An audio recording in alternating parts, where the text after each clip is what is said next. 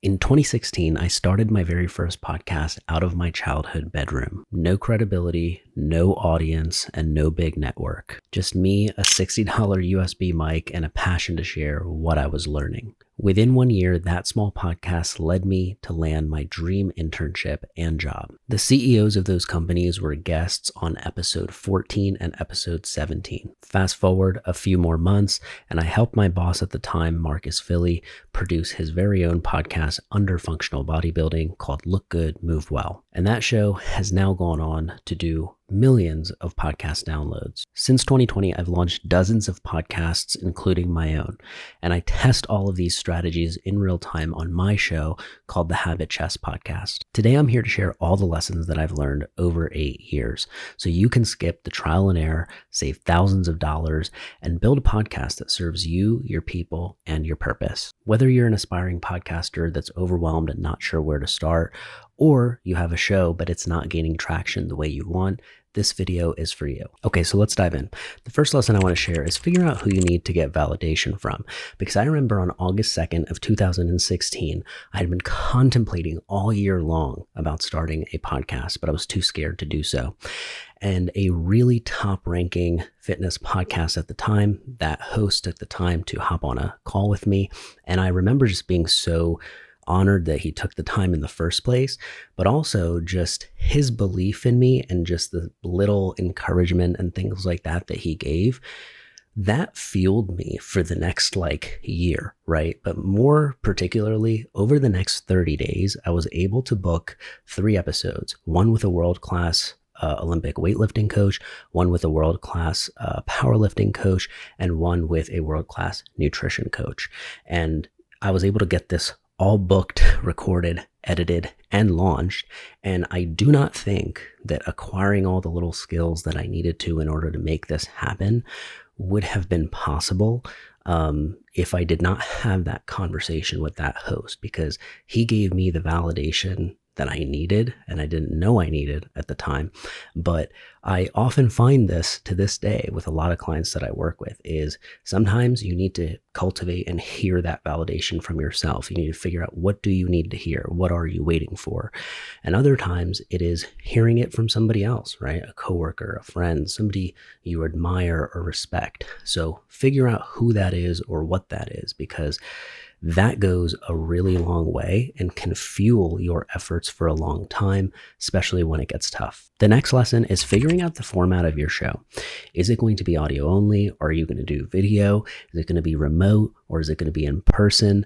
These decisions often dictate many other things, like the equipment you're going to buy, the software you're going to use, the level of complexity and time it's going to take week to week. So it's just something to consider. In person, of course, is higher production quality, and you can connect with the guests better. But at the same time, there's a big trade-off in terms of the time, energy, money that it's going to cost to pull that off, especially if you're trying to do that week to week. So in most cases, for most people, I recommend starting with a remote podcast, because this opens you up to getting a lot of guests that you may not be able to get in person, just because you got to fly there, or you got to book a fancy Airbnb to kind of set up your stuff, or another studio you got to go to. So logistically, remote is definitely the easiest to start, and you can always layer in special episodes that happen to be in person. But if you do it this way, you don't kind of feel like it's a downgrade when you're doing remote episodes if you have started with all episodes that were primarily in person. So that's just something to consider. When it comes to audio only versus video, do what is going to be sustainable to you, because my first show was audio only. I do wish that I had video. It would have been cool, but it's okay. The second podcast, Look Good, Move Well with Marcus, that was also primarily audio only. We did have some video at certain points, but primarily it was audio, right? So yes, video does open doors up for you, but it's all about if you can even show up to record. And if you don't feel like you can do that with video in a sustainable fashion, I'd recommend choosing a format like audio to start, because you can always, again, increase complexity and add video later on. Number 3, guests are the real way to grow. This is not only because of the audience transfer that can sometimes happen with guests, but it also is because of the brand associations that begin to form. So if you have a conversation with somebody like, let's say, Phil Knight, guess what? He doesn't do really any interview. So if he said yes to you, you must be somebody, right? It must be a big deal in order for him to say yes. So there are associations that are kind of subconscious, which are forming with certain guests that you have on. And then of course there is, when they share your stuff, you're going to see a big surge in terms of, certain guests that have a lot of audience power. So don't let this fool you, by the way. When you see somebody that has like 500,000 followers, right? It does not mean that they're going to bring in thousands and thousands of downloads to your episode overnight. Because I have seen people who have 50,000 followers and they were able to give me 10,000 downloads overnight, so it really does depend on the audience power. And some guests just have a really cult following, and if you're able to get access to some of those people, especially early on before everybody's going after them, you can really get ahead in terms of acquiring reach for your podcast. The 4th lesson is to make your guests look great. I'll never forget when I was having a conversation with one of my boss's clients, and he was sharing with me about, the first time that he kind of discovered my stuff and how it was through a podcast. And it happened to be an episode that Marcus gave to him as a way to be like, hey, you've been asking a lot about the training philosophy, functional bodybuilding. What is it? What's it about? How does it work? Listen to this episode, right? And so he listened to the episode and he got a gist of what the philosophy was about. And the reason that Marcus even shared it with him in the first place, why? Was because he felt like he was positioned in a good light. He felt like the episode represented him and his philosophies in a good way. If it had been, an episode where he felt like he flubbed the entire thing, I guarantee you it would not have had the same result. So making sure that you put the focus on having the greatest conversation you can and putting the guest in a good light is going to be your biggest advantage, because that not only him sharing it with that one person was like a hand-to-hand manual share, which is a big deal, right? Aside from just sharing it on your stories and sharing it on your feed. But at the same time, when he did share it on his feed and in his stories, like I said, I was able to get 10,000 downloads overnight. And every episode, he was on my podcast 3 or 4 times before, I went on to kind of host and produce with Look Good, Move Well. So 3 to 4 episodes on my first podcast. And each time his episodes were like the top episode out of everybody that would come on the show. So it really did transform, the reach that my show was able to get. And it all stems back to making Marcus look good. There was no podcast out at the time with him. And I was able to get in and be like, I'm going to create a conversation that represents this person in a great light. Because I knew that he was going to be a searchable person and figure. Like, this philosophy was going to take off and people were going to be looking for podcasts and mine was going to come up. So I did my best to put him in a good light and make the conversation as enjoyable as I could. The next lesson that I learned was, what are the things that get guests to actually say yes? The first one is obvious, which is social proof, right? If you have tens of thousands of followers or subscribers on any given platform, the person who is considering your request is much more likely to say yes, because they can guarantee it's worth their time, right? They can guarantee that there's going to be some benefit to them spending time and coming on your show. But if you don't have that, because I didn't have that when I first started, the next thing that you can use is basically the strategy of going after people that add credibility to your show. So like I said, the first 3 people were pretty famous coaches in each of their worlds, right? In the powerlifting world, in the weightlifting world, and the nutrition world. And then eventually I was able to get top people in the CrossFit world, right? And so I was also able to get one of the fittest men on earth for one of the years, right? And so once you have a couple of these names that you can put next to each other, like, hey, by the way, I also had on X, Y, and Z on my show. Here are the links to their episode. Regardless of whether those names are like competitors of that person or whether they are people that they're friends with, that is going to serve as validation, right? Because they're going to go, oh, okay, I know this person. This person's legit. They trusted this person with their voice and went on this show. Okay, it might be legit. Now, if you have just one of those, it only goes so far, right? But as you acquire more and more of those guests over time, it begins to add up, right? You can have 5 to 10 names that you just go one after the next, right? All these people in that same community where you seem undeniable. And that's what happened. In my first 10 to 20 episodes, I was able to get a lot of big names that otherwise would never have said yes, because there was no reason to say yes to me other than, oh, wow, there's some buzz that's forming, around this. So you'll see naturally what begins to happen is there were people I admired in my industry that begin to hit me up like, hey, when are you going to have me on your show?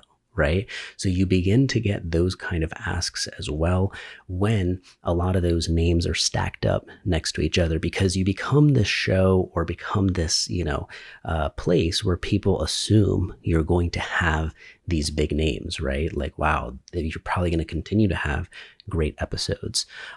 So I was able to basically create that kind of a brand, when I was 22, kind of by accident, but kind of by design. And that was a big strategy that allowed that to happen.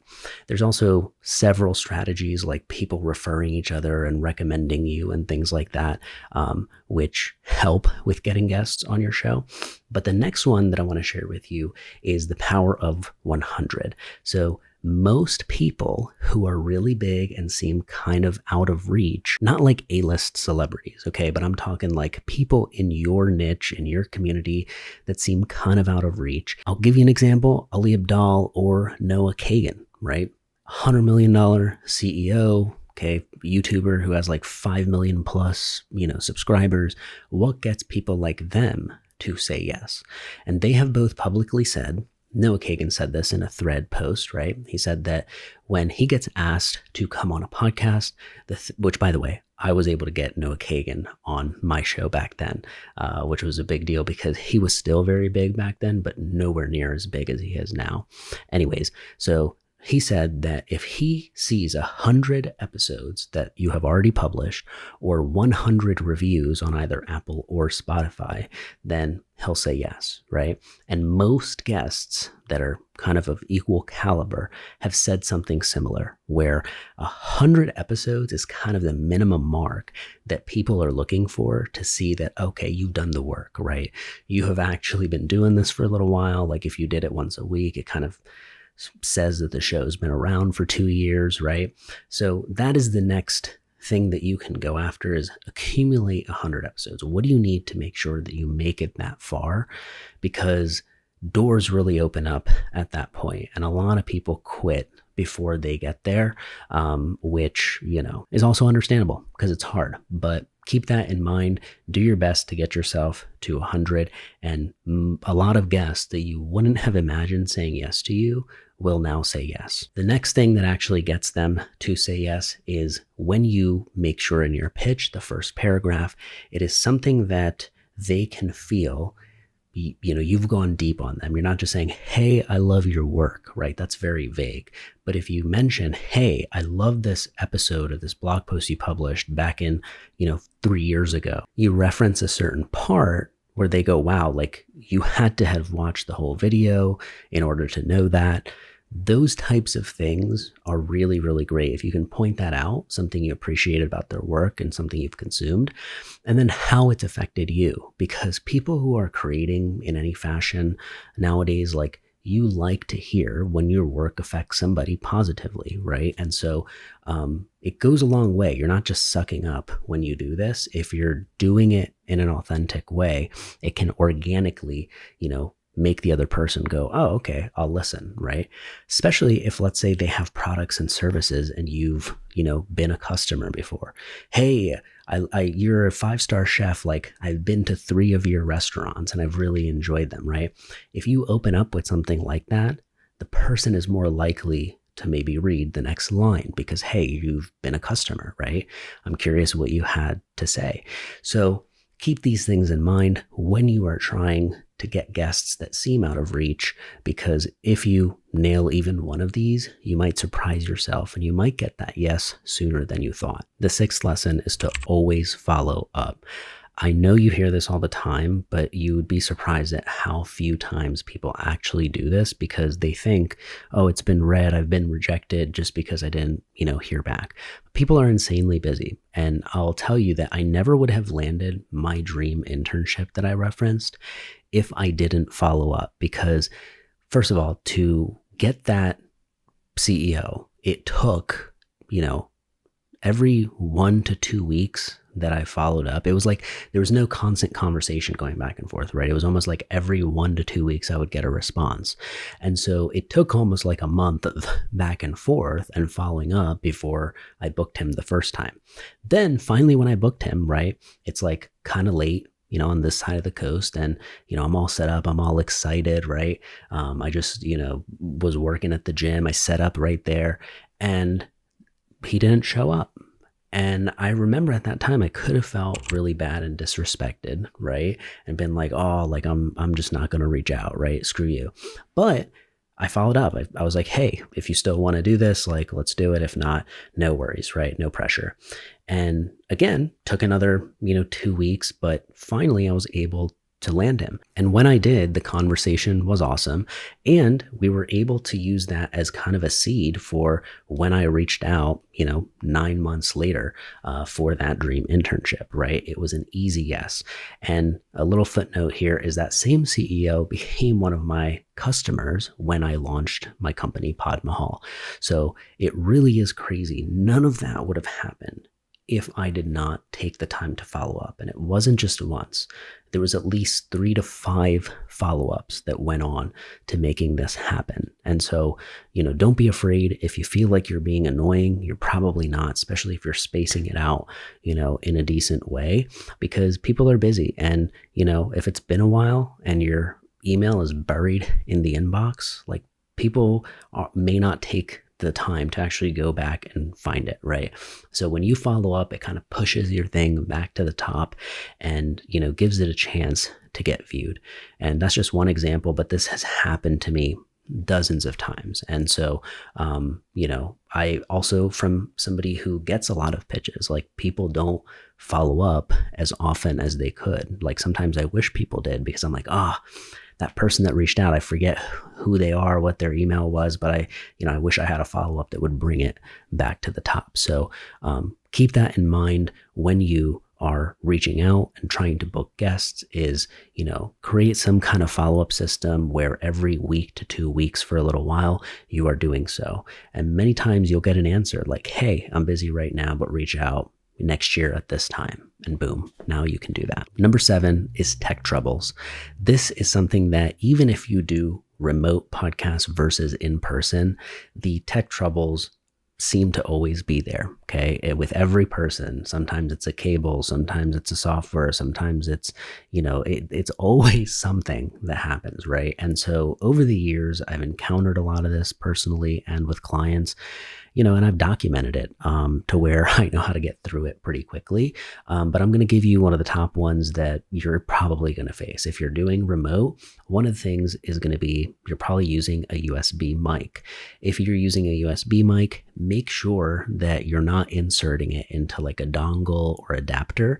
You're getting, like if you have a MacBook and you need the Apple USB-C adapter, make sure that you get that, because if you plug directly into your laptop versus into a dongle, you'll get, better sound.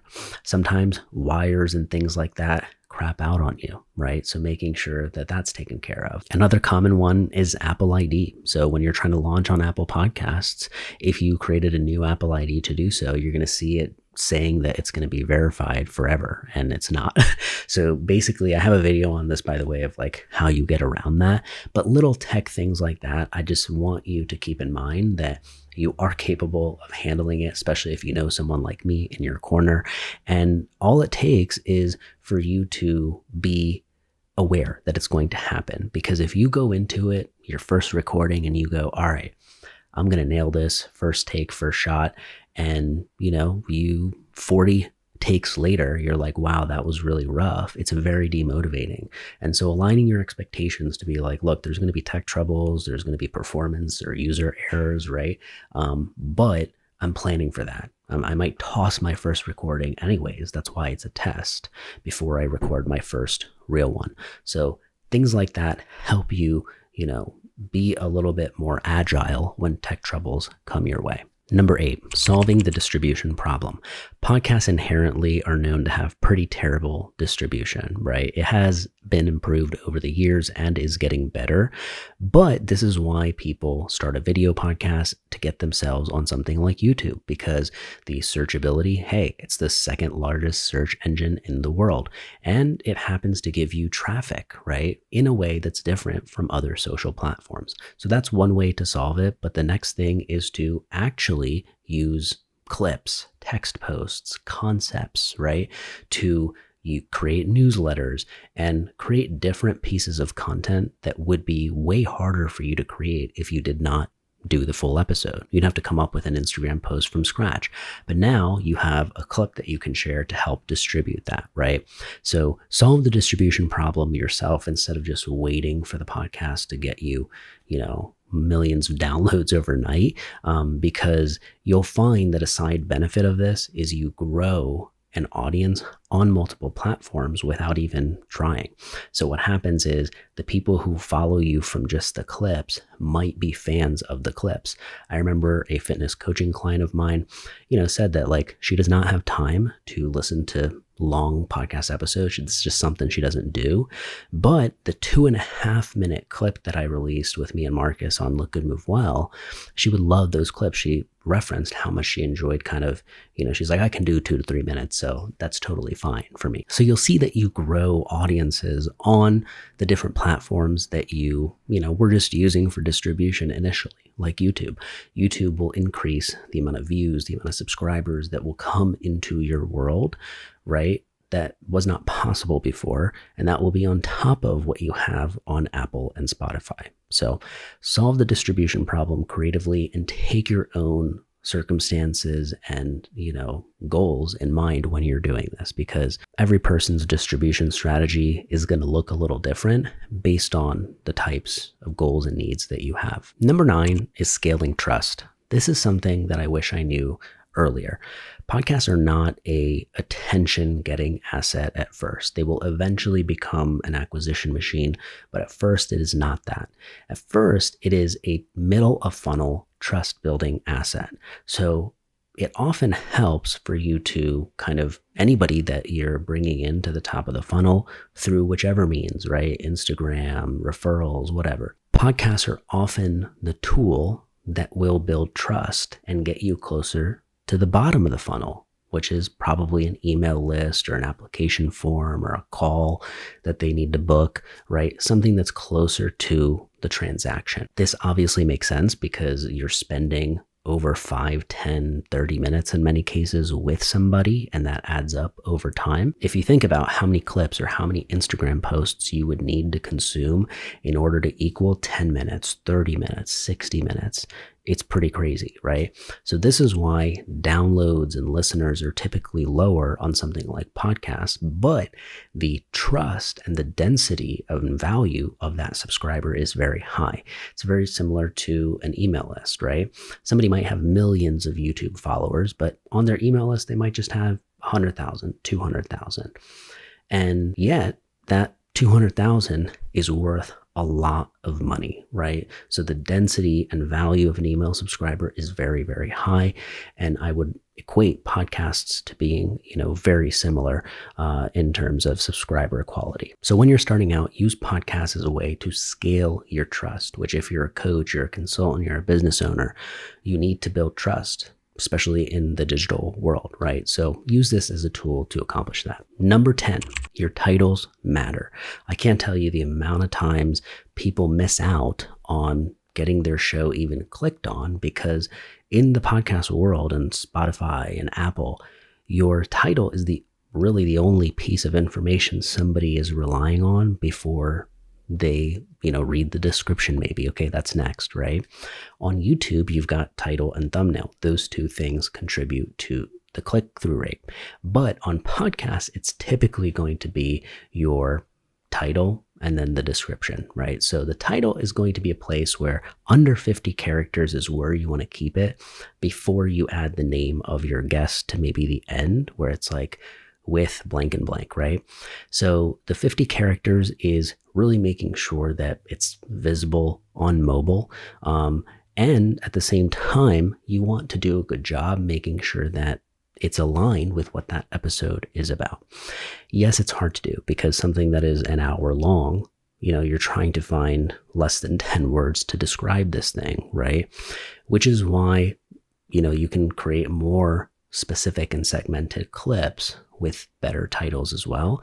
But for the full episode itself, make sure you do the work in terms of finding a good title that is going to be clickable for your ideal audience member, because you've done all the work to record the episode, edit the episode, and it's a shame to lose out on that in the final stage, which is getting people to actually click through. The 11th lesson is how to use the descriptions effectively.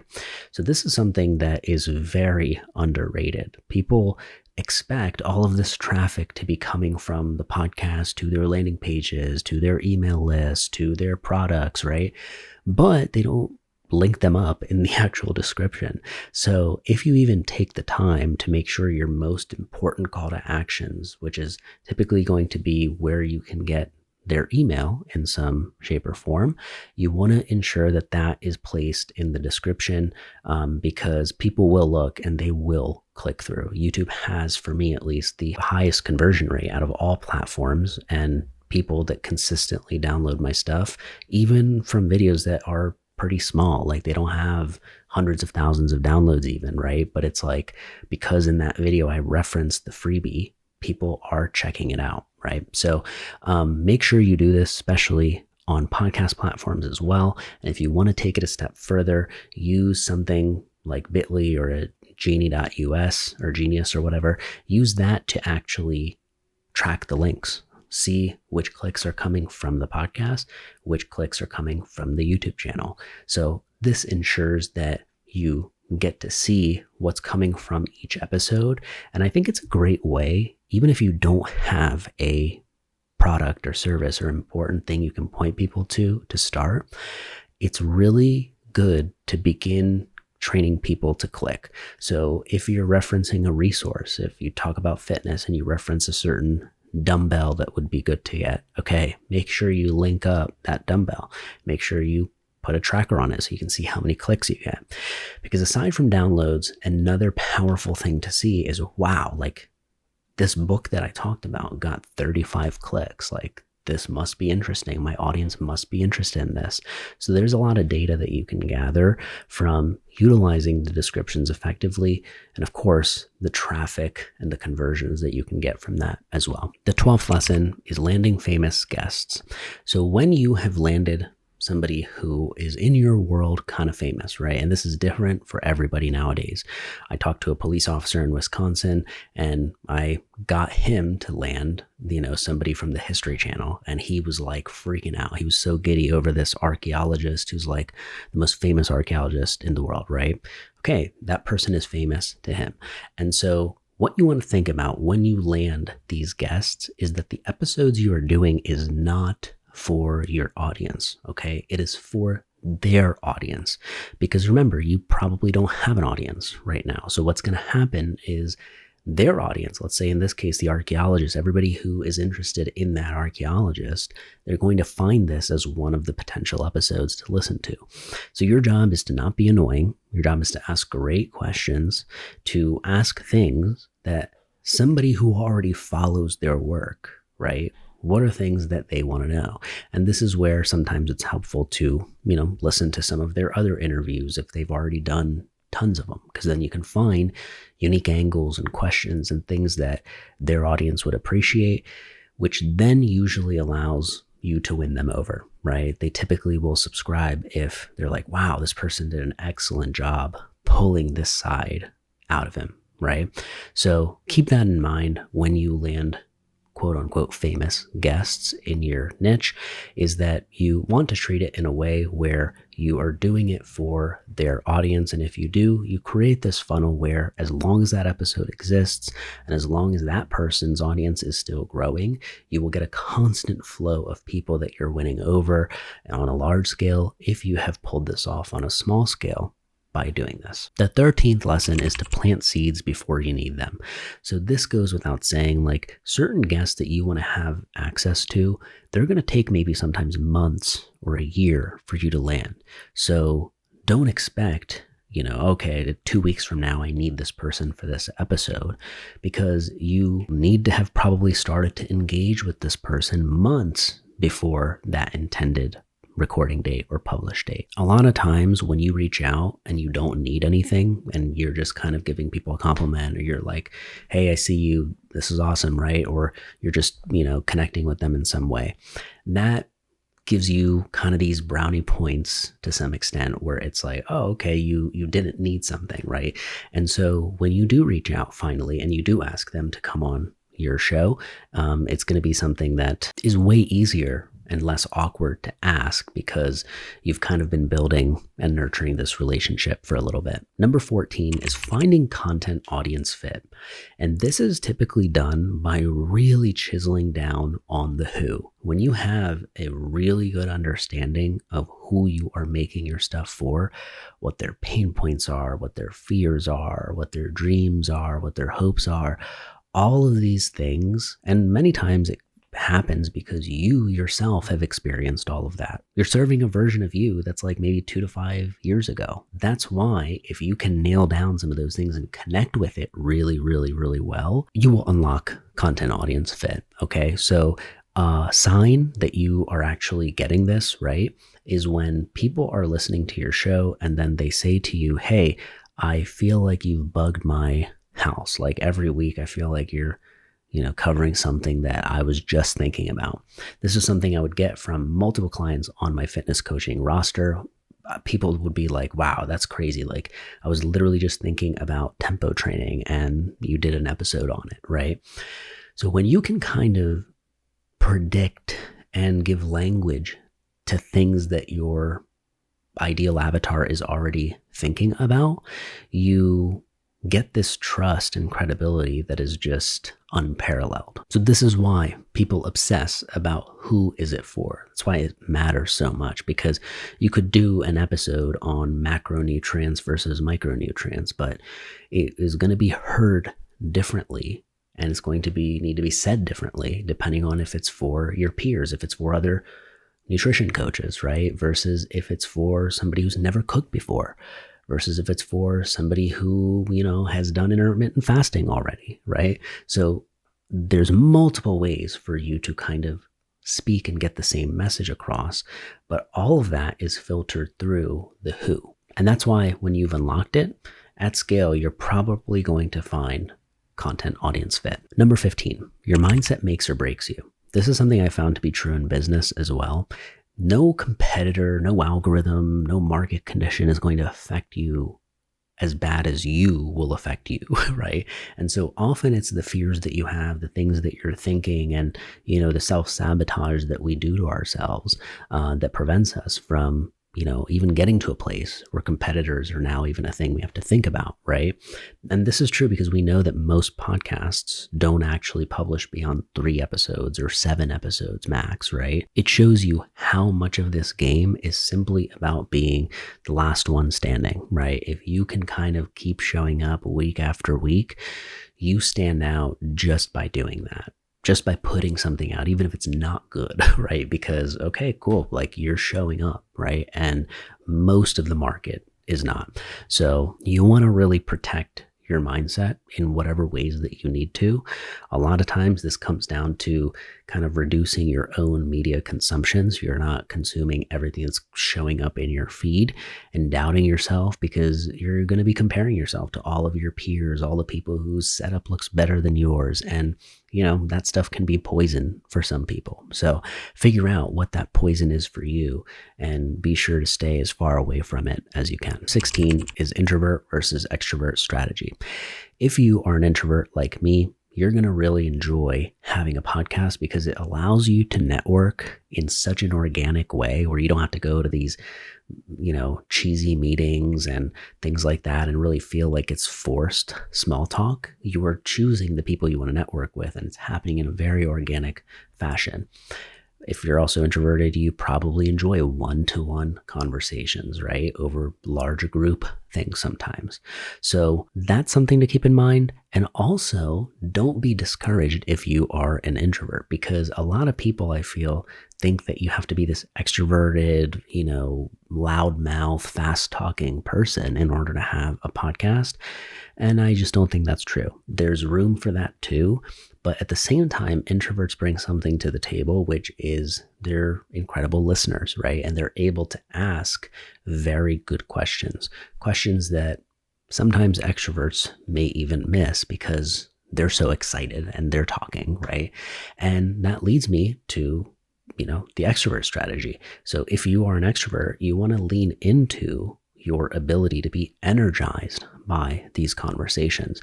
You might even find that you love doing live versions of your podcast, right? So whether it's streaming it live or whether it is doing it actually like at a live event, like a podcast tour, right? Where you've got a live audience.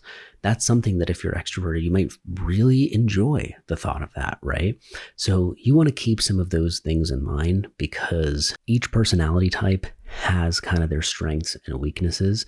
And I think if you are extroverted, you'll do good as a guest. You'll do good on shows where there's multiple people and it feels like a, small or large group.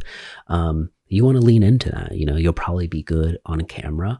If you're introverted, you might be, it's going to take a little more work sometimes maybe to show up on camera, right? So you want to figure out and know where you fall, where your tendencies are here, and then keep that in mind, even if you are doing things that are typically out of your comfort zone as an extrovert or as an introvert. Number 17 is equipment for remote podcasting. You can obviously just start with the total basics where you're using your laptop microphone. Okay, nowadays they're getting pretty good where you can get away with it. You'll often find if you're doing guest podcasts, sometimes your guests will show up that way. The next level up is AirPods, right? If you have AirPods, there's probably a microphone, on them where it's doing a decent job. And again, your guest is probably going to show up this way as well. Then the step up after that is a USB microphone. So connecting with USB, you can often get microphones under $100, right? Under $200. I think the Shure MV7 is a great USB mic. That is something where you're, it's not the cheapest, but it's not the most expensive. And with something like that, you want to make sure that the adapter is fitting into your laptop. So if you have a MacBook, you want to make sure you get the USB-C adapter that allows that mic to actually connect to your laptop. Now, let's say you want to go a step up beyond that. Now you're looking in the world of XLR microphones. Okay, so an XLR microphone is going to be something where you now need an audio interface because you need to get it to connect into your computer. So I actually had the Shure X2U for years and it totally disrupted my sound quality. And I have the best mic, the best XLR cable, but that really wasn't coming through because my audio interface had kind of gone bad. And so the Focusrite Scarlett 4th Gen 2i2 is the one that I have, and I really, really like it because you can crank the gain up pretty high, and it's a good interface that you can rely on.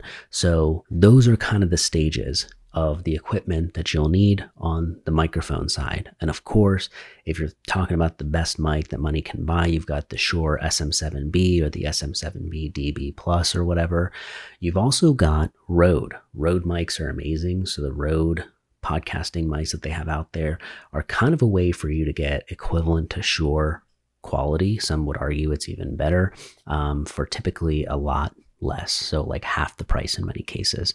So look into that. But now let's talk about cameras. So I always say that the most useful camera is going to be the iPhone. If you can get the iPhone 15 Pro, okay, something like that, anything after the iPhone 12, because iPhone 12 is where 4K had really kind of been introduced to the front-facing camera. And so everything after that, you've got a pretty amazing camera in your pocket where if you have enough storage and you don't need your phone to text or use it for anything, you can actually kind of use it for a recording, and it is reliable. Now, let's say that you want to go a step up and you still want to get a digital camera, because a lot of people want that next level professional setup. The thing you're going to learn here and you want to keep in mind is that it is all about the lens that you are going to get. It's not always just the body of the camera. So often the starting entry position is to get something like, that was a few years back, right? So I started with a Sony a6400, okay? And at the time it was still kind of an older camera, but it worked perfectly fine, right? When paired with a good lens. Then the next step up, I would say, is if you are looking for something that's really nice and you're like, all right, I know it's going to cost me something, but what should I invest in? The Sony FX30 is my recommendation. I wish I had gotten it from day one. And the reason is because of the flip screen. So the screen that comes out and you can kind of see yourself, okay? Versus, that was not possible in some of the previous models and cameras that I had. And that has made a big difference. The next thing is the recording limit. This is probably the most important one because you're likely going to be recording longer than 27 to 30 minutes. And most cameras have this auto shut off time to prevent overheating. And so you need somebody that's physically there making sure that, the recording is restarted after it automatically shut off. Or you have other workarounds that you can do, to bypass that, but it's a headache to deal with. So if you get the Sony FX30, there is unlimited recording. Like you can go past 30 minutes, you can record for hours. It has a fan that's built to kind of keep it cool under these kinds of conditions. So that's what I would recommend for the camera. Now, you're probably thinking, which lens am I going to get? Because most people are surprised when they get their kit lens with the camera and it looks nothing like what they expected. It is most likely because the f-stop is not as low as you need. So the creamy, blurry bokeh background effect that you might be wanting or going for is something that you get with like 2.6 or lower, okay? So if you get a zoom lens, something for you to keep in mind is that, the f-stop is usually higher, or it's very expensive for it to have a lot of zoom and a low f-stop. But let's assume that you are going to be, whether you're filming solo or you're doing this in person or trying to use the camera for your webcam. So the lens that I would pair your Sony FX30 or digital camera with is going to be any Sigma lens, okay? The Sigma 16mm f1.4 is what I'm using right now and what I really love. But if, let's say, you're going to be doing this in person or you're going to need some zoom and, your subject's going to be pretty far away, you're going to want to look at like the Sigma 24 to 70mm, right? So that is something that you want to keep in mind. The f-stop being able to go, at least if it can go down to 1.6, 1.4, that's amazing. You won't always be there, but the ability for it to do that ensures that, you might get a picture quality that you're really happy with. So that's what you should keep in mind if you are considering equipment for your remote podcast. And of course, you have a laptop, right? It is important to use your laptop. You can get away with doing stuff on mobile. I have several clients who use Riverside and things like that on mobile, and they really try to operate just off of the phone. It's doable, right? But it does help a ton. You do have more, I would say, flexibility, especially when it comes to troubleshooting and things like that, if you have access to a laptop or some kind of desktop setup. Number 18, should I do video? This is one of the top questions that I get. And I will tell you that I regret not doing video for my very first podcast. And part of that was because I was embarrassed, right? I was in my childhood bedroom. I didn't have a nice setup. I was like trying to kind of just do the bare minimum with audio. I could look at my notes. I felt, a little more in control. But I do wish having access to that video, even just for reference purposes, it would be nice, even just, for nostalgic reasons, right? So what I recommend to most people is record the video, okay? You don't have to publish it, but just record it. Because if you're doing it on Zoom or something like that, it's there anyways, right?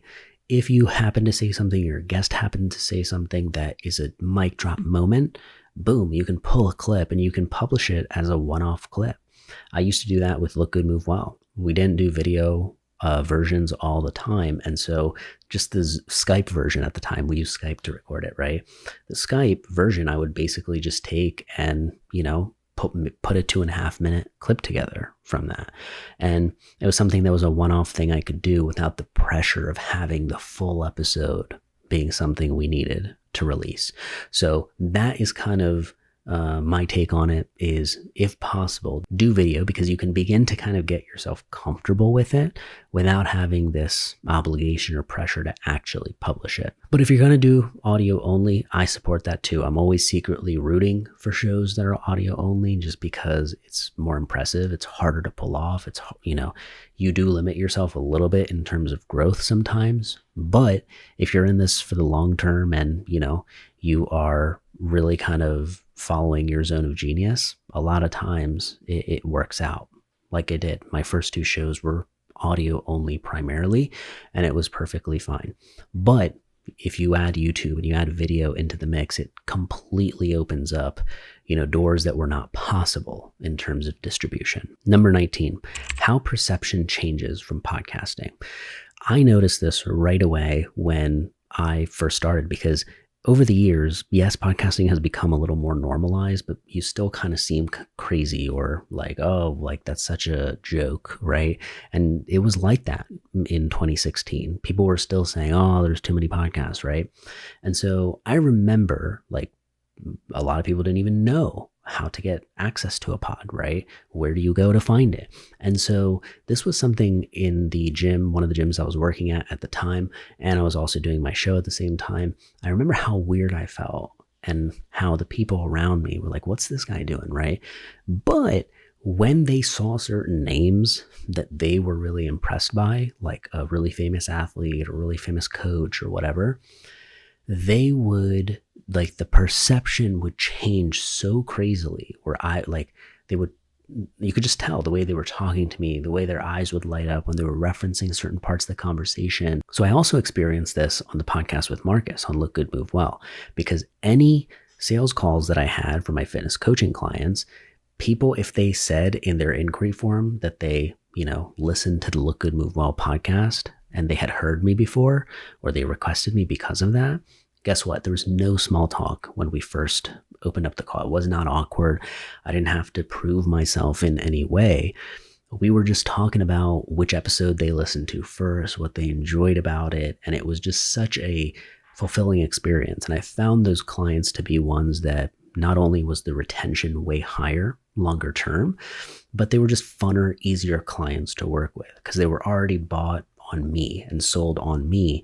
Because again, podcasts help build trust, and it was able to do that for me at scale. When I landed the dream job with Marcus and I had moved up to the Bay Area, one of the things that happened was his client, who was this, dude that was very successful in the finance world, he saw me and he goes, Misbah, from the Airborne Mind Show? And he had this reaction where I was like, is he making fun of me, right? But he was dead serious, and he was so shocked to see me in person and be like, dude, I love your show. I listen to it all the time. And I was equally shocked. I was like, oh my gosh, what? you do like how? And I remember like looking him up on Instagram and all this stuff, and he didn't really follow me there, right? And so it's so funny who's behind the download sometimes. And imagine that, right? In front of my boss, his client is geeking out over my stuff, right? So think about what that does in terms of perception in these kinds of situations, right? Even if it's by a percentage point or two, right? But your credibility changes because, wow, that situation happened right in front of this person. It's an example of how podcasting changes perception, right? It's also why a lot of billionaires and famous people go on podcasts, right? Is because they don't want the 5-minute talk show where they're going to look really bad. They want somebody that they trust to make them look human, okay, over an hour, right? When you hear somebody talk for that long, I mean, people don't even talk on the phone that long anymore, right? And so it's very fascinating to hear somebody just be themselves for more than like 60 to 90 seconds these days. So if you can do that, and you can do that repeatedly, as I mentioned before, you'll have people in your industry who are begging to come on your show. Ones that you would have wished would come on earlier, like they're going to be reaching out to you. That's how crazy it is when one of the byproducts of podcasting is that it helps change perception. Number 20 is making my first dollar on the internet. So this was a big deal, right? I think that podcasting allowed me to experience a lot of firsts because, the first stranger that listens to your stuff that's not friends or family, right? The first stranger that is not in the United States and is from some other part of the world and listens to your stuff. The first listener that reviews your show. The first person that actually DMs you and is obsessed about, finding your stuff, right? Those are all these little firsts that happen, I think, in digital business that, it takes people time to experience. And podcasting gave me an opportunity to experience some of that stuff early on. So I knew it was possible and I could begin to kind of duplicate and replicate it. And so making my first dollar on the internet was a very fulfilling experience because it was a digital product I created. It was something that was still within 1 to 2 years of me starting the show that I was able to do this. And it was a stranger. It was somebody who paid like $47 for the mobility guide or something that I had, right? So sure, was it a failure because it wasn't $1 million funnel on my first try? Maybe, but at the same time, it opened up my eyes to like, whoa, look at what this thing is capable of doing. If I use it the right way, if I build the right things, there's crazy amounts of power in what this is able to do for me. And it doesn't feel icky at all. It doesn't feel like I'm spamming people, the way you do sometimes when you make an Instagram video or whatever it is. Number 21, what happens when you hit 100 episodes? People begin to reach out to you, right? You are taken seriously. This happens similarly on YouTube. When you hit 1,000 YouTube subscribers, there's often this thing people talk about. You start getting people reaching out to you about brand deals, and it's like almost like you're on some list now where people know that you have 1,000, right? So the same thing happens when you hit 100 episodes. People begin to go, whoa, okay, this has been around for a little bit, right? Same way, when you hit 400 or 500 episodes, you're taken very seriously just because of volume. And so that's something I want you to keep in mind, is that volume builds credibility, right? So somebody who is looking for that litmus test of you having done 100 episodes isn't going to go listen to every single episode before they go, okay, let me do it, right? They're going to skim the titles. They're going to scroll to see what kinds of things you talked about, who you talked to. Does it sound interesting? Does it sound like they can see themselves being a part of in some way, right? But ultimately, just accumulating that volume over time is what adds to that credibility, even if you started with none like me. The next lesson is around the highest quality setup. This took me years and years to find out because it was not something that I invested in right up front. I had a $60 microphone that even me and Marcus used that for years. So I didn't have the Shure SM7B right away. But let's say that you're like, okay, I want quality. What do I purchase? This is my personal opinion. I think the Shure SM7B, I think a Mogami XLR microphone. This is usually used for live things as well, so it's very reliable. And then having a boom arm or telescope stand type setup is also very valuable. And then, like I said, for remote setup, you're going to want the Focusrite Scarlett audio interface. 3rd gen is known to be really great. 4th gen recently came out. That's the one I have. The 2i2 with the 2 inputs is the one that I'm using, and I love it. The Sony FX30 is my recommendation for if you're going to be going with a digital camera, and if you're going to be pairing it with a lens, I recommend the Sigma 16mm lens, or if you need it for purposes where you're further away, the 24 to 70mm lens. But often I find Sigma is a great brand that not only works with Sony and gives you great quality, but it is a fraction of the price that Sony lenses are, and just is a reliable third-party lens that you can trust. The alternative for the camera is using an iPhone 15 Pro or an iPhone that has 4K capabilities and enough storage for you to capture the amount that you need to. If you are filming in log, or you are filming, just in ProRes, and you are doing it with the iPhone 15 Pro, you can get an SD card, an SD card reader, or you can get an SSD drive that plugs directly into the iPhone and records directly onto the drive. So basically, people have done these tests side by side about how, it pretty much is like a cinema line camera, even when you compare it to the FX30, if you use it correctly. So this is just a preference thing. If you already have an iPhone and you want to make the most of it, it's a great way for you to do so. But again, save yourself and go for something like the FX30 instead of, getting a hybrid camera or something like I did, where it just, wasn't the best choice, especially because most of my use cases were videos like this. I think from an equipment standpoint, that's the highest quality setup that you can begin with. You can, of course, keep optimizing and adding money to it. Aside from these pieces of equipment, it really comes down to your background, right? So if you're doing a video podcast, in your setup, making sure your background feels good to you, okay? It doesn't need to be something that you're not, but do what you can to make it look like a shot that you're happy with, right?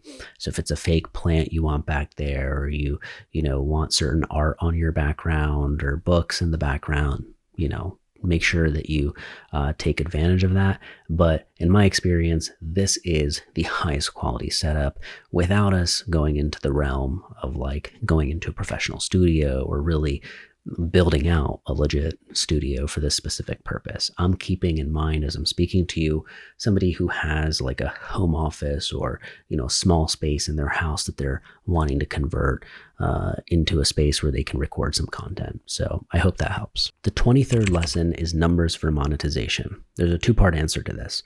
The first one is probably what you're thinking, which is, hey, if I don't have a product or service and I just want to monetize through the pod itself, which is what a lot of people surprisingly seem to want to do through sponsors and, brand deals and things like that, then typically the numbers that you're looking at is getting to about 25,000 downloads per episode, 25 to 50,000 downloads per episode for you to be able to make something like $1,000 to $1,500 per sponsor read comfortably. And that is something that is market rate just for the volume that you will basically have at that point. But typically it's normal to see between $15 to $25 per 1,000 downloads, right? So you can do the math on that and scale that up. But typically 25,000 to 50,000 downloads is where you need to be per episode before you're bringing those kinds of numbers, because then you can begin to add up how if you did one sponsor read per episode and you got $1,000 for it, that's $4,000. If you do 2 or 3 per episode, right? Okay, now you're making $3,000 if you release weekly, right? So that's $12,000 a month. So that's just something for you to keep in mind. It is tough to obviously get to those numbers, but you are rewarded for when you get there. The next part to this is your email list. So you're going to notice that your email list grows if you have it and you've done a good job kind of connecting that funnel, is that it's going to grow simultaneously as your podcast is growing. And so as you build together a list of thousands of people that are on this thing, you can begin to monetize that as well. So adding sponsors and advertising revenue that comes from your newsletter. Sahil Bloom, he's a very famous creator. He's somebody who has surpassed the $25,000 to $30,000 per month from just his newsletter, right? And that's with like no products or anything like that. I mean, yes, now he has a book that's coming out, but at the time he did not. This is something where it's just from advertising revenue. Justin Welsh, another very famous creator that has a cult-like following, to which he offers advertising slots for $3,000, right, in a newsletter. And so that's just one mention for $3,000. And there are people that are booked out for like 9 months who have a slot and think that's every week he sends something out. And then he's booked out for 12 extra grand a month from just the newsletter. So that's an asset that will build that you can monetize later on if you accumulate mass there as well.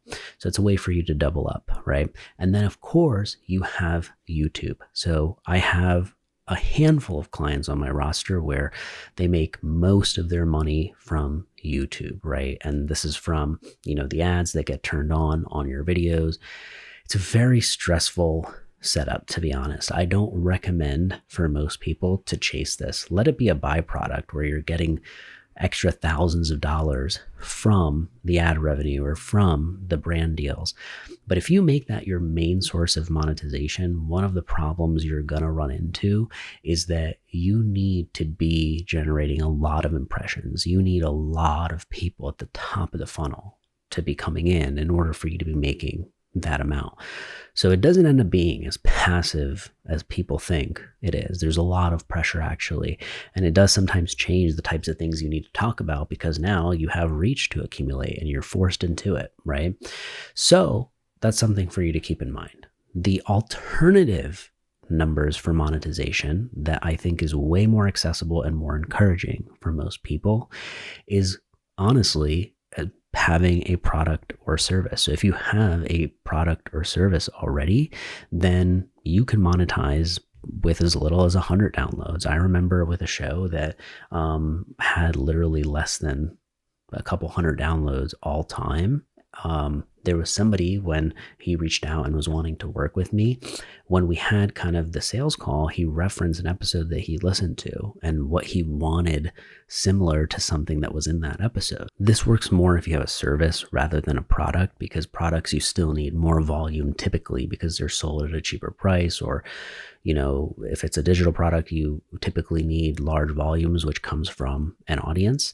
But a service is something that you can offer in, if you have 10 people, right? One person out of that will reach out. I've had a video on YouTube that had 87 views and a person watched that. And because I had links to reaching out and to my sales page and things like that, this person saved it and reached out a year later. You're hearing this more and more nowadays about how you don't need thousands of followers in order to actually monetize and grow a following. This has been something that I knew and I believed in years ago just because I was experiencing it and seeing it happen left and right. It's like I do not have a big audience on anything by any means, yet I'm able to generate a decent amount of revenue because you have a high revenue per view or revenue per download.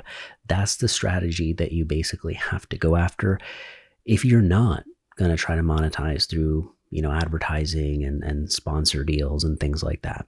And I think it's way more realistic and way more easy to do this because if you, let's say, are a nutrition coach or you sell, fitness coaching, okay, all of a sudden you have a working product or service, right? That you, one, are capturing attention to, and then you're building trust with podcasts. And now when they get to the bottom of the funnel, you have a working service that you can actually, stand behind. So I have found that to be the fastest in terms of being able to monetize. Not to say that digital products can't be monetized as well. It's just that it takes much, much longer.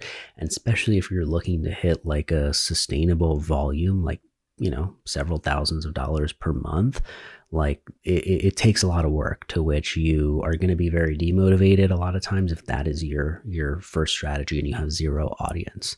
So I recommend figuring out what a service would be, even if it is coaching or consulting or one-on-ones to start, in whatever it is that you do, if it makes sense. The 24th lesson is the most profitable monetization method. Now, early on, it is going to be the service, right? Because if you don't have an audience, like, it doesn't make sense to make a product. Like, I've done this. I've had many failed product launches and stuff that I've made, thinking it would sell and it didn't, right? Because I didn't have the volume that I needed to basically sell that at scale yet, right? But the service is something that I'm able to flip very, very easily. I'm able to get email subscribers out of videos that have less than 100 views, and those videos have scaled as they've gotten hundreds or a couple thousand views over time. It's like 50% of those people who are watching end up coming onto my email list. Early on, it is most likely going to be a service, but then later on, it ends up being a product, right? Because at a certain point, your ability to deliver the service might not be that great, or it might be tougher as it scales. You might not want to do the one-to-one coaching. And then it just becomes more attractive for you to have a digital product, especially if your audience is already asking for it, right? They're asking for a workout program. Guess what? That was with Marcus, right? People were asking for not just the functional bodybuilding like coaching, but they were asking for a program. Can I get a 12-week program where all the stuff you're doing on Instagram, like, I can implement this, right? And that really, like, there were thousands and upon thousands of members that, I saw those launches grow, and that was fully digital, right? So that is the most profitable at a certain point, but most people do not get there. And I think if you're watching this video, you're going to be in the camp of figuring out what kind of package you could put together that is providing a service in some way to somebody. The 25th lesson is, it's way too late to start a podcast. There's already too many podcasts, right? You hear this all the time, and I'm here to tell you that this was going on back in 2016. This was going on back in 2012. Can you imagine? It's like people were already saying back then, there's too many podcasts. The truth is, there's too much of everything, okay? And if that is deterring you from starting one, then you maybe should not have one anyways, because you're looking, chances are, for an opportunity that's going to get you a lot of reach really fast, versus this just being something that you wanted to do already and you're going to do anyways. That's how podcasting is and was for me. I knew it wasn't going to get me the most reach, right? But the format fit with me, felt authentic to me. I enjoyed it. I liked that I was meeting new people, having conversations. And what no one argues against is how there's too many Instagram posts. There's too many Instagram accounts, right? We don't say the same things about social media platforms, but for some reason, when it comes to podcasts, we have that mentality. But the truth is, there's not too many, right? There's total 5 million podcasts worldwide, and about 600,000 of them are actually active. So there's plenty of room for new shows, especially if they are good. And you're getting into this world where we have specificity now, right? It's not just there's this one famous health and fitness podcast. There's a famous health and fitness podcast if you are a parent. There's a famous one for if you are an accountant. There's a famous one for if you like law and fitness, right? There's all these crazy combinations that are now coming together because we're entering that next generation of creation when it comes to content, where people are combining interests. They're not just niching down on one thing. And so that's why I think it's never too late to start a podcast, because it's a conversation, right? You're being yourself. You're never going to stop having conversations with people, and you're never going to stop being yourself, right? Versus all of these other platforms, it's like, you got to dance to keep up with it. You got to, film yourself doing certain things for trends, right? So if that game sounds easier to play for you, then by all means, play it. But I think the thing that should drown out all of that noise if it's too late to start a pod is, one, the actual numbers, and two, your actual desire to record and to have these conversations. I don't think it's a bad thing to have more conversations, right? If this is an excuse of what's getting people to have more convos with each other, then I don't see it as a bad thing. I think it's slightly better than a lot of the short form social media stuff that, we're used to seeing sometimes. So take that for what it's worth, but that's my take on, there's too many podcasts. People will always be saying that. And let's assume they're right. If there are too many podcasts, what's the worst that happens? Instead of 10 million downloads now, you have 5 million, 1 million, right?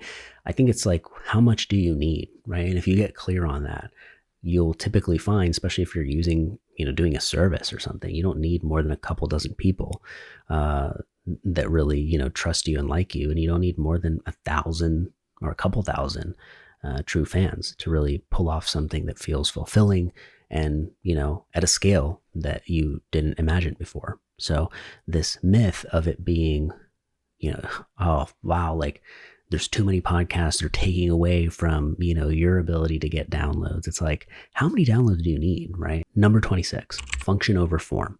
Look at podcasting for the function that it's serving rather than just this medium, right? Like, oh, how do I do a podcast that's right? What's conventionally and traditionally right? Don't look at it as just the form of it, right? And trying to fit into that. Look at it as the function that it's serving, which is, remember, middle funnel, building trust. And later on, after several years, helping you also acquire attention at the top of your funnel. So the sooner that you can look at podcasting as a tool, right? You're filming this so that you can get clips out of it, so that you can turn it into a newsletter, so that you can build out your whole ecosystem of content and it feels connected. It makes sense. That's how you begin to look at it when you prioritize function over form. Versus when you were just worried about the form first, you're worrying too much about weird details that don't matter in the large scheme of things, right? It's like what mic, what color font, what mic, what like all these random things that are just procrastinating rather than helping you just carry out the function that you're using podcasting for in the first place, which really at the end of the day is getting more people to know about your stuff and helping build trust with those people. All that, so at the end of the day, maybe they do business with you. The next lesson is give your guests something to share. So I always found if I designed graphics, if I designed, short form clips, and I gave them to the guest, or I gave them the raw file even, and I was like, hey, you can do whatever you want with this. You can cut me out of it even, and you can, repurpose it and publish yourself. You encourage them to basically share your stuff instead of just relying on them seeing that you posted it and then them sharing your version of it, right? I think it's always helpful to give them the raw files, give them something to share, and let them know ahead of time that you are going to be doing that, right? So if you give someone a heads up, hey, I'm going to be coming up with clips, long and short form, no pressure, but feel free to share them, with your audience as well. You are way more likely to get them to actually share some of that stuff than if you reveal that later on, you never talked about it, and it was just kind of an afterthought. Remember that they're excited and they feel like they were put in a position where they look good, right? Anytime anyone's a guest on a pod, no matter how small it is, you look good, right? And so people are excited, especially if that's their first time being on a pod. They want to share that stuff. So do your best to invest some time, energy, or money into developing some of those assets in a way that gives your guest that dopamine hit. And also a thank you for just taking the time to be on your show. The next lesson is marketing strategies beyond guests. So I know I said guests were the real way to grow earlier. And the reason for that is it's not just because of the associations and the, credibility that guests add, but it's also because when you go on other people's show as a guest, that is one of the fastest ways for you to grow your podcast because you're growing using the inside of the medium methods. It's always going to be faster than if you are trying to make something happen externally, like growing an audience on Instagram, then getting a percentage of them to transfer over, right? So obviously it takes some time for you to build enough credibility sometimes before you can even be a guest on a pod. But once you you surprise yourself if you can come up with a couple good stories and a couple good bullets that come for good talking points for someone who's a host. And you'll know this because you're now hosting yourself, right? So you'll know, hey, this is compelling. This is what, I'd be excited to have this person on my show. If you can develop a pitch like that, you'll begin to see that it's not that hard to get people to say yes to coming on as a guest. So I don't want to overlook those two strategies. It's why I mentioned it. But let's say that you are now looking for something that's a little beyond that. The first thing that I recommend is starting with text, right? So writing. So the reason for this is because you don't need Canva, you don't need video editing software or a video editor. Like, you literally just need pen, paper, or your notes app in your phone in order to get started with this. And a way that you can begin to do this is taking the transcript of your episode and pulling concepts either word for word or rewording those concepts into a tweetable post, right? That's level one. I think level two comes into now the clip territory, right? So you've got two types of clips, short form clips and long form clips. I recommend sometimes long form clips for some people first because it's less editing sometimes, right? Because if it's a podcast clip that's 10 minutes, guess what? A lot of people consume those more than they do your full episodes. So it's great for you to be using 10, 15, 20-minute clips, right? Where you can title it more specifically. But at the same time, short form clips that are 60 seconds or 90 seconds or less are still very valuable. So taking advantage of all of the different platforms that are out there, which are now all fighting to be the winner in short form video, take advantage of that, right? So you've got TikTok, you've got Instagram Reels, you've got YouTube Shorts, you've got X, you've got LinkedIn even. All of these places are adding For You pages and things that are basically doing what the other video apps are. So don't worry about somebody seeing it on LinkedIn who also saw it on Instagram. That's very rare that somebody will see both unless you're really famous already. Take advantage of repurposing the asset itself. So instead of just looking at all the different platforms, it's like, hey, we have a short form clip, vertical aspect ratio. What other platforms allow for that to happen?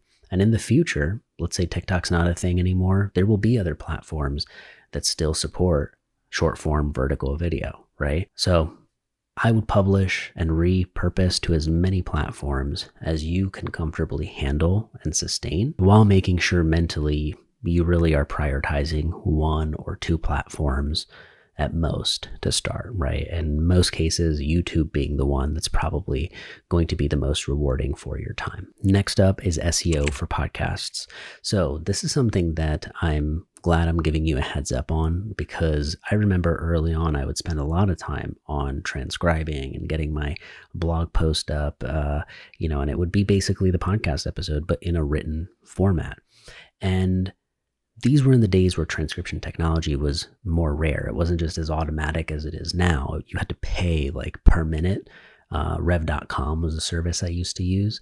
But this is an item that I recommend for people who have some extra time or money to throw at this, right? If you have a limited budget, I would probably not invest it on just getting these posts up on your website and getting a transcribed version up there. But one thing that it does do is, because it's simply up now as a blog post on your site, it can now register in Google, right? It's no longer just on Apple Podcasts or Spotify. But the good news is this year, actually, Apple Podcasts is now available in the browser, right? What this means is when people are searching certain topics and titles, you have podcasts that are now also being indexed in that mix. You'll notice, especially if you create on YouTube versions are skyrocketing to the top of the list in terms of recommendations, but every little bit helps. And so if you have a website and you enjoy writing, repurposing that transcript and turning it into a blog can be a great way to begin to get some credit for SEO. It's not going to just make or break your traffic overnight, but it's something that over the course of 6 months to 12 months, you might see some of these efforts pay off. Next up, podcast editing tips. This is why I talked about format earlier, because the format you choose is going to inform how complex your post-production is. If you have 3 cameras and you've shot them in person and you need to be in a live professional studio to do it each time, guess what? Those files take a lot longer for you to edit. Or even if you're handing off to somebody, it takes a while for it to upload, for it to download, for somebody to work on it. So those are all things that you're going to either discover, or by watching this video, you'll be ahead of. And so my recommendation is always going with something like Descript to start. Descript is kind of like editing a Google Doc essentially, but it allows you to do video and audio. And they're always revamping it, adding new features and things like that, to where it is a very beginner friendly software that I teach a lot of my clients. But personally, I use Adobe Premiere Pro. I use DaVinci for color sometimes, right? Like I use a combination of some of these softwares just because, for professional use, there's less limitations versus you will run into some limitations eventually if you are using Descript. But for most cases, especially remote setups, right, I think that could do the trick for you.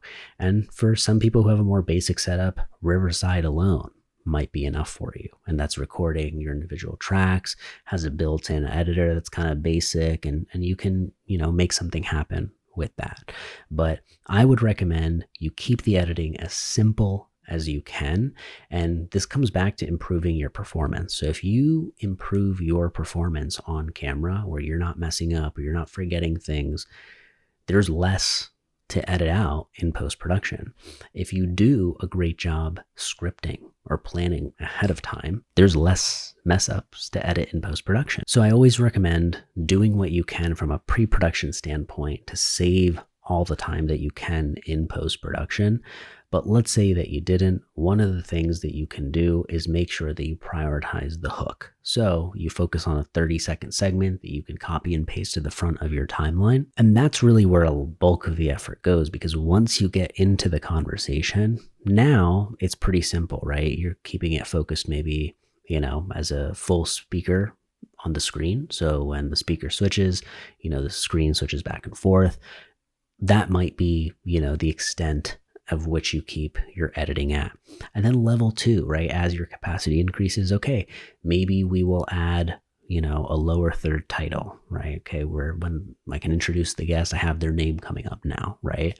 So you can increase some of this stuff over time. But if you're looking for a software to start, check out the Descript link in the description below. I think you'll really like it. Next up is time management and workflow. So I think that the method that you can use to save the most time is by batching your stuff. My recording schedule when I used to record Look Good, Move Well with Marcus was every other week we would record for about 3 hours. Okay, so it gave us a chance to record anywhere from 2 long episodes or 3 short episodes, right? Anywhere where you are recording more than 1 episode per week allows you to begin to get ahead, right? So you want to try to keep recording even while you are ahead for quite a while, okay? Because naturally things happen sometimes where, okay, you go away or whatever, and you're going to take a little break sometimes. Let that be the break, okay? Versus you actually being like, oh, I just recorded 3 last week, like I'm good this week. 5 to 10 hours a week is what you can get away with if you have a team, or if you set up your post-production and your workflow in a way that's simple enough that you can get it done in less than 5 to 10 hours per week.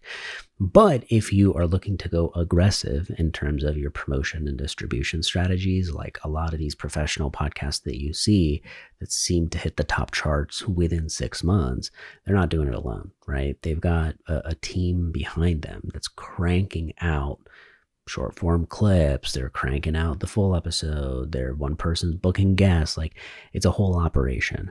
So at that point, you can really invest 40, 80, 120 hours into your operation if you'd like, and you're using a team. But if it's just you want to figure out what hours you have available and how do you get the most out of it. I was talking to this neuroscientist the other day who has a baby on the way. He's going to have, he said, about an hour a day, right? Especially for the next few months, an hour a day is the most that he has. And so now if he's focusing on the wrong thing in that hour, right? Like he's building a website or something instead of like booking a guest and recording the episode. That time is actually very, very valuable. Like, because you can go off track very quickly by not knowing how much time you have available and not knowing how much time things take. So make sure to download my Notion time tracking template. I've been using it for like literally 2.5 years every single working day. And basically you can use it to help track your time and see how long each of these tasks take. If you're designing your own thumbnails, great. How long did it take this time? How long did it take to edit this short form video? You begin to have these expectations where you can predict, okay, cool, I need to allocate this much time on a consistent basis if this is the kind of output that I would like to have. Okay, the next lesson is dealing with negative feedback. So this is something, when I first got this and I was younger on my first show, it was terrifying. It was mortifying. I was like, my stomach just sank, right? It was somebody who took the time to write a really long email as well, right? It was somebody who was like, man, why are you asking? Like, basically, it doesn't matter what the content of it was, but it hit me at a spot where it was close enough to something I was already a little insecure about or was worried about, right? Where I was like, whoa, there's two ways to react to this, right? One, you're usually a little angry, right? But two, you can also kind of go, okay, is there some truth to this, right? And I remember at the time there was some truth to that, where I was like, I could be making these episodes better. I could be asking better questions, because one of the things he was complaining about was like how I got these guests on and I would ask them some of the same stuff, right? Because I had some staple questions I like to kind of do as like a segment or whatever. But that was when I first discovered also how you're making things for their audience, not yours. So first is just, is this true, right? If it's not, you ignore it. But sometimes feedback like that is great because, one, it shows that enough people are listening where there is a percentage that is not going to like it, right?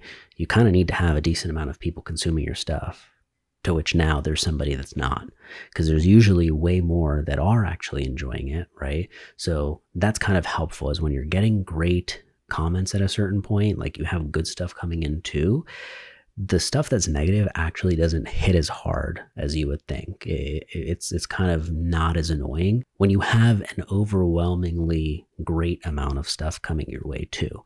It's when you have a lot more negative stuff, or in the early days when you don't have any feedback at all and you get something negative, that it hits the soul and you're like, oh my gosh, you question everything. So just know that over time, you will get that. But as you get the good stuff, make sure to screenshot it and put it away somewhere. I find it super helpful to have a folder or somewhere I can go back to that has all these reviews, all these nice comments, all these things where it reminds me, oh, right, I get that too, right? It's not just this bad thing, because when you get a negative comment or feedback, you're going to focus on that, right? And so one way to kind of lessen the impact is by checking out some of the good stuff. And then two, taking some time to sit with it instead of just dismissing it, going, okay, is there any truth to that? And you get to a decision, yes or no. And if it's no, you move on. And because you even went through that exercise, sometimes it is actually easy to dismiss that feedback. Next up, scaling a podcast. So when it comes to scaling your show, one of the things that you're going to need is a team.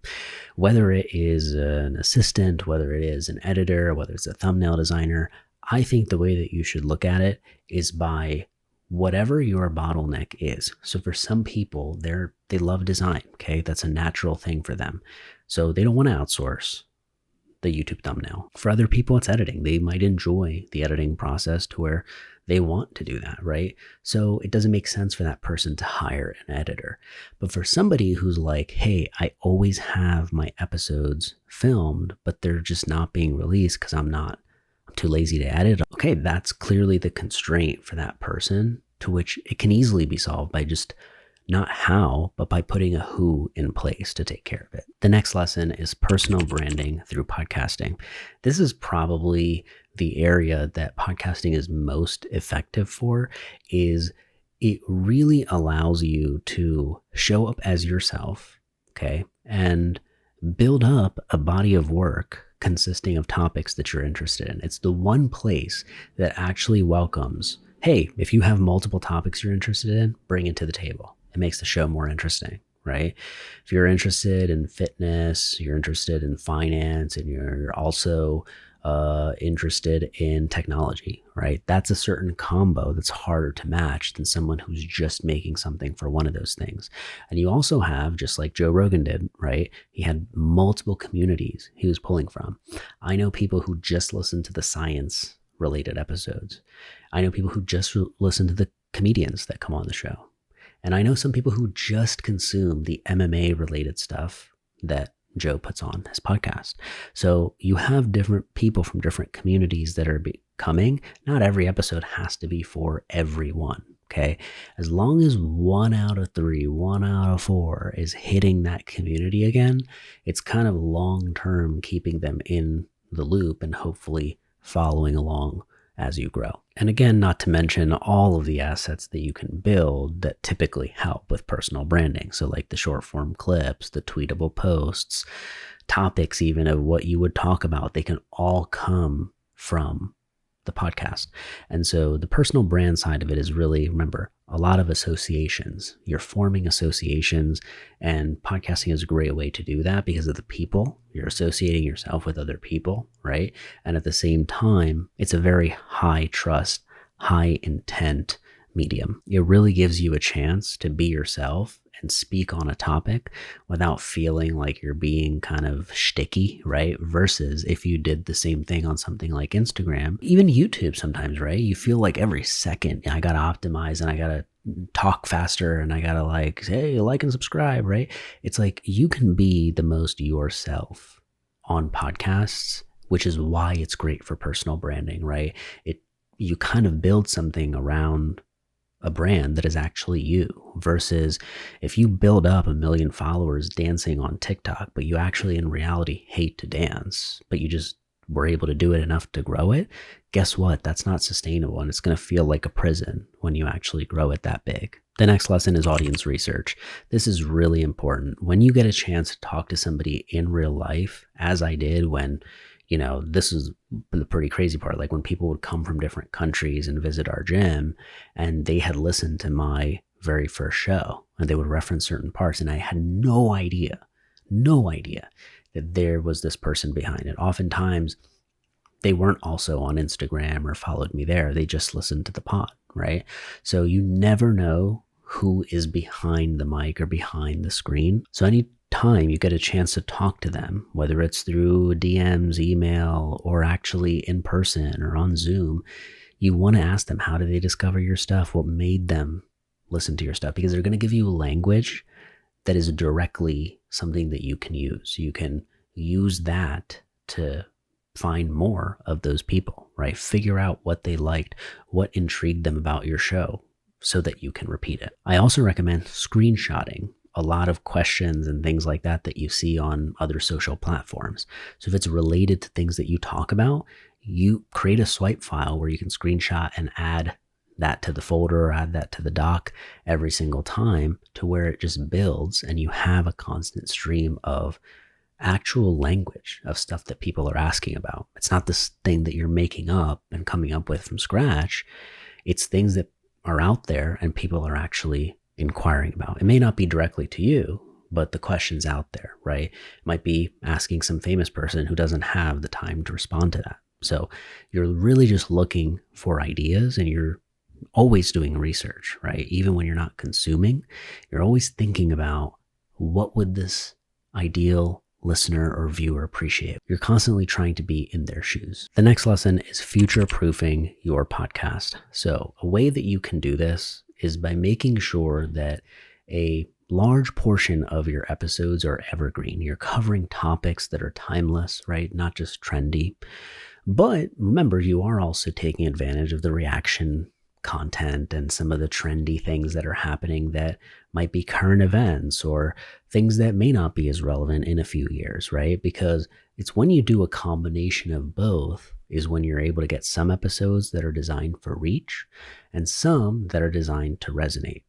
And each one serves a different function. When you design episodes that are meant to resonate, they sometimes end up being evergreen as well. And sure, it may not last 20, 30 years, but you want something that's going to stand the test of time and maybe still be relevant in 3, 5, 7 years. So when you are scripting and concepting and brainstorming some of the topics and people that you want to talk to, make sure that it is around stuff that you feel like, hey, in 5 to 7 years, this could be relevant, right? Like that Noah Kagan episode that I did. I mean, yes, Noah Kagan's way more famous now. There's way more content with him out now.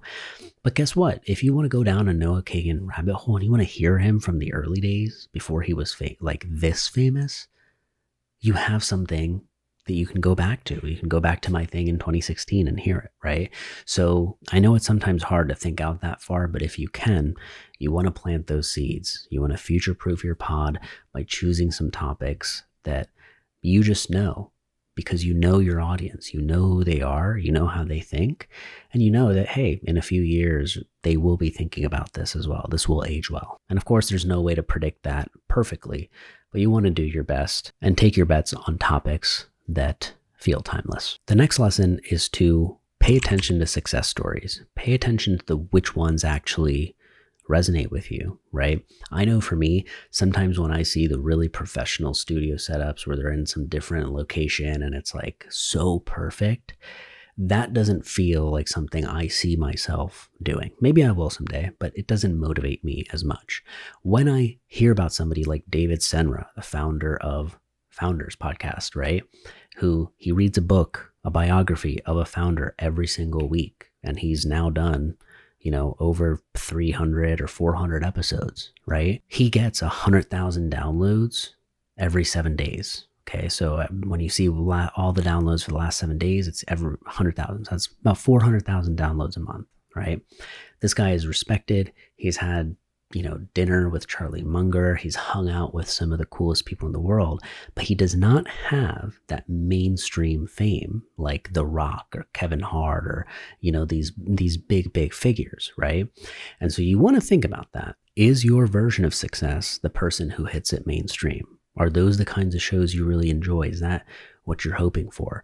Or are you hoping for, another style, another version of it, right? I love seeing remote podcasts succeed. There's plenty of them, right, that have done very, very well. I love seeing that happen. I love audio shows that make it happen, right? So pay attention to, like, David Senra's pod is audio only. Yes, there's a video version on YouTube, but it's not video. It's like just the, like captions. It's a cover art. It's nothing complicated, right? But yet it's still a successful show. Pay attention to models like that inspire you, because it gives a signal. It's like a mirror into some of the things that you want for your own show. Next up is quiet launches. This is one of the most valuable lessons I came across, because sometimes when you're feeling like self-conscious in your idea, when something's new, right, you don't want to be super excited about it and just tell everybody prematurely, right? You might be the person that's like, oh, that is the real resistance sometimes to you getting your stuff out there. The solution to this, if you're worried about what other people will think, is to do a quiet launch. Don't tell anybody about it, okay? Podcasts are the one medium where it's kind of hard to find, right? Like nobody's going to find your show that doesn't actually want to. It just doesn't really happen that often, right? It's not like an Instagram post or a YouTube short that gets served sometimes to the wrong person, right? And they're angry that they got it and they give you a bad review. Like that does not really happen in podcasts, especially if you're doing a good job titling things well and whatnot. You will reach the people that you want to reach. And guess what? At a certain point, you can go loud later. If you decide, hey, I've done 30 episodes. I've been working on this secretly for the past 9 months. I'd love if you guys would check it out now, right? Now you might feel way more confident letting people know because you've got this body of work that's built already, right? Because remember, at the end of the day, your friends and family aren't the people that you're trying to acquire and listen to your show in most cases. The people that you're trying to go after are strangers. They are a specific avatar, and we're trying to accumulate a lot of them. Sure, friends and family might help in the beginning, but that is not the end goal. So don't worry too much about their opinions of your show. And if you are worried, then try this solution because I think it'll go a long way for you. All right, we've covered a lot today, right? From the initial concepting to monetization strategies to the nitty-gritty software and equipment you might use. Podcasting is an incredible journey that, if you stick with it, can become an opportunity magnet.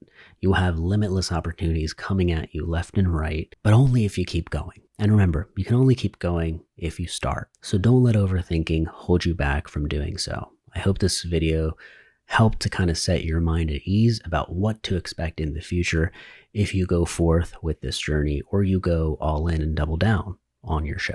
If you found this video helpful, make sure to leave a comment. I would love to hear from you, and make sure to check the links and all the good stuff in the description below. I always keep it updated, or try to, with the latest resources, checklists, tools, templates, things that will be useful in your podcasting journey, whether you are starting or growing your show. Thank you for spending your time with me today. Now go out there and share your voice with the world.